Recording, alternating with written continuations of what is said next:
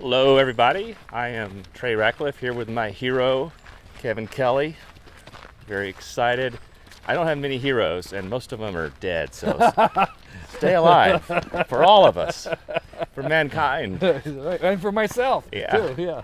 So I had this idea, since we're going to be walking for 7 days together, that every day I would ask you a new question, things that I'm curious about. Even though I've watched all your TED Talks and voraciously consumed all your books, I still have many burning questions. So, as sort of an intro, why don't you talk about where we are and what we're doing? Yeah, so we are on day one of a week-long hike along the Camino de Santiago, and we are on the Portuguese way, which means that we've just left the border of Portugal and we're headed up to Santiago, where the relic of St. James is buried, and this is a very famous pilgrimage for at least 1,000 years. Yeah. And we're in the morning somewhere near Tui in Vigo, Spain. Walking along a path, we just crossed a wonderful ancient Roman bridge. Isn't that cool? And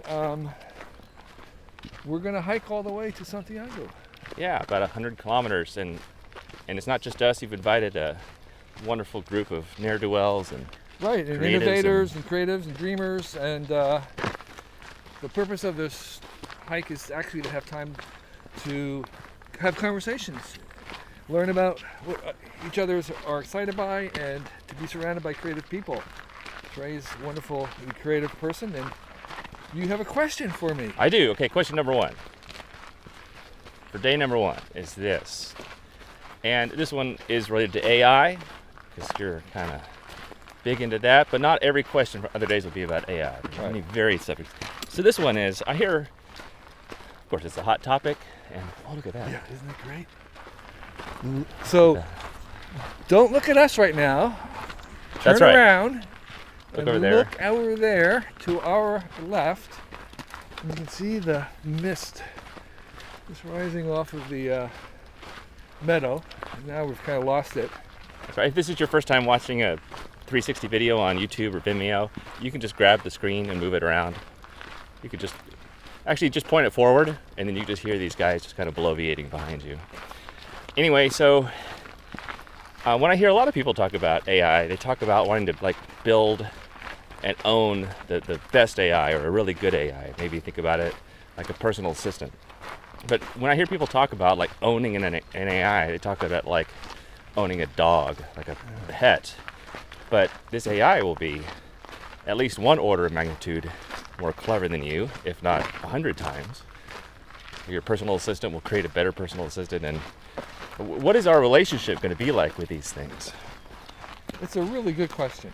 And the thing that I might start with by answering this is that I think it's important for people to realize that there isn't just one AI. We should always be using the plural. There are AIs. There are many different types. There will be hundreds of different species of AIs, just like we have different species of animals. And just like in animals, those AIs can range from being a cricket, a grasshopper, as smart as a grasshopper or like a grasshopper, to a dog or a whale or a parrot. And so you have to imagine our relationship with these will be different depending on what they are, and that intelligence is not a binary thing, consciousness is not binary, and that there'll be gradations and varieties. And so some AIs will be very simple. They will be more like a pet goldfish maybe, or some kind of a smart pet. And others will have more complex makeup, and they might have complex varieties of intelligence and consciousness, and we'll have different relationships to them. You want to just stop this for a second? Yeah, I have a follow-up here. It would be cool to Wow. Look at this. It is kind of cool. I would prefer When I meet not someone to who has like no profiles, I'm like, That's what I was ooh, like. Yeah. what is Where this? did you come from? Our generation is so different. from the generation coming up behind us. Oh, they don't. It's impossible for them. Yeah. Well, and they don't want it. Privacy is not. There are some people, but for most of the generation, Look at that light up there. I mean, they're trying to figure out how to get it. That's so beautiful. Isn't it? There's a gap. There's a lot of young people who Wow. don't have Facebook saves. I have no idea what this is. This is a pilgrim because he has a shell. The middle one kind of looks like the cover of a sci-fi novel. Obscure in Facebook. You know, he wants a follow on Facebook. Okay. a private, and let the friends in. They can't be. These are some of the other guys we'll be talking to this week. I'll make out the videos. You need Instagram for the dating apps? They all Facebook. Instagram. Shall we go? Is it this way? You know what? Is that the one? Follow the. Follow the shell. Shell points the direction. So. Oh yeah, sorry. So Go on. You're not on like sugar babies? Oh yeah. So I would say that there will be many types of AIs that we will have no problem owning, in the sense that we might own a pet, meaning that the behavior of the AI will be our responsibility, and if it misbehaves, then we're responsible. In the same way, if our dog misbehaves, we're responsible. And then there'll be kinds of AIs that will be more complicated, more sophisticated, where they might have more awareness, and we will embed in them ethical values that will make decisions that would be like our children.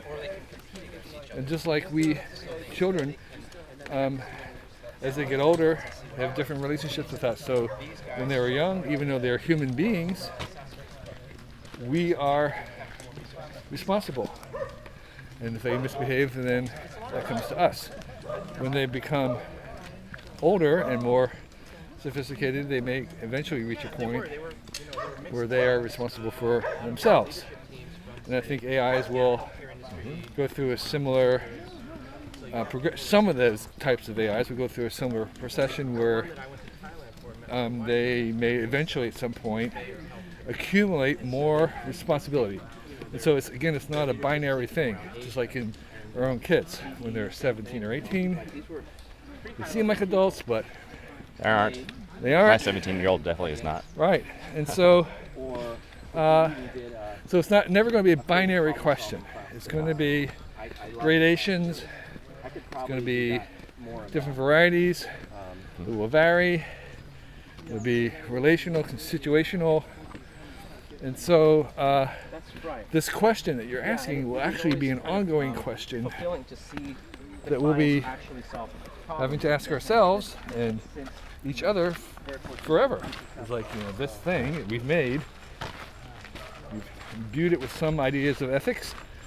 It has some capability of making decisions. Is it aware enough of its consequences that we should give it the rights and responsibilities of making choices on its own? And so the thing I want to emphasize is that when we give these things more power, more ability, there will be corresponding duties, corresponding responsibilities for those abilities. And that one of the things that we will develop is this idea of, with increasing power comes increasing responsibility, and that will hold true for the things that we make. Right. So we all know, well, I assume that some AIs, the more sophisticated ones, will want things that we can't conceive of. The same way, a dog runs up and wonders why I'm carrying a new phone. Has no idea. Has no idea why I like to watch Netflix. It just doesn't conceive of these things.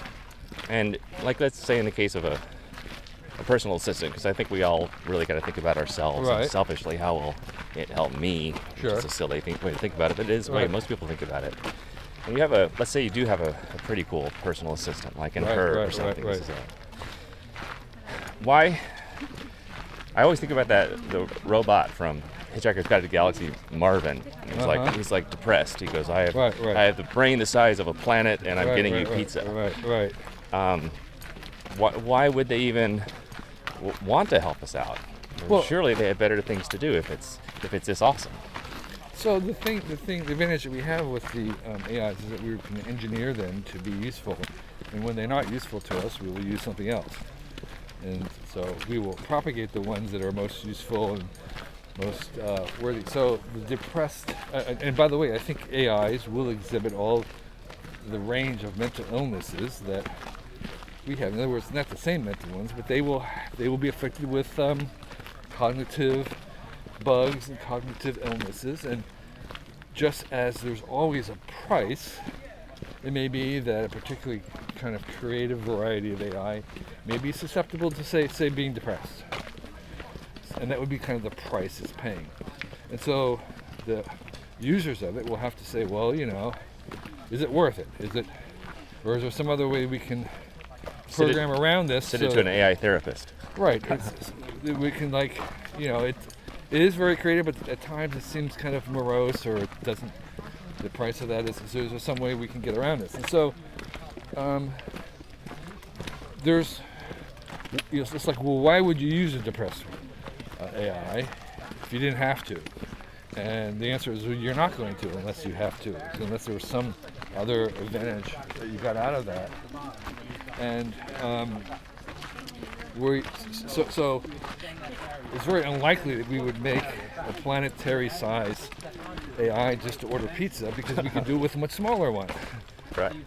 And so I think the Hollywood trope that we should kind of discard is this idea that we aren't going to have any control over these. I don't see why that is, because they're going to continue only if they're being used and useful. Otherwise, they get discarded. I mean, we're so fast to discard things. We try some social media and it doesn't work. We're out of there. Yeah. We're going to be the same with AIs. It's like either they're going to really please us, or we're out of there. They're out, and we're on to the next lever. All right. Thank you, Kevin. New question coming in hot tomorrow. How far have we walked today, by the way? I think we've walked about 9 kilometers, 9 or 10 kilometers so far. It's been pretty cruisy, hasn't it? Yeah, it's been wonderful. Yeah. Shade. As you can see, there's other pilgrims on the road. Yeah. And we're about halfway.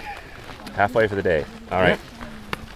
Bye, guys. See ya. Another ancient bridge. Another ancient bridge. Yeah, look at that.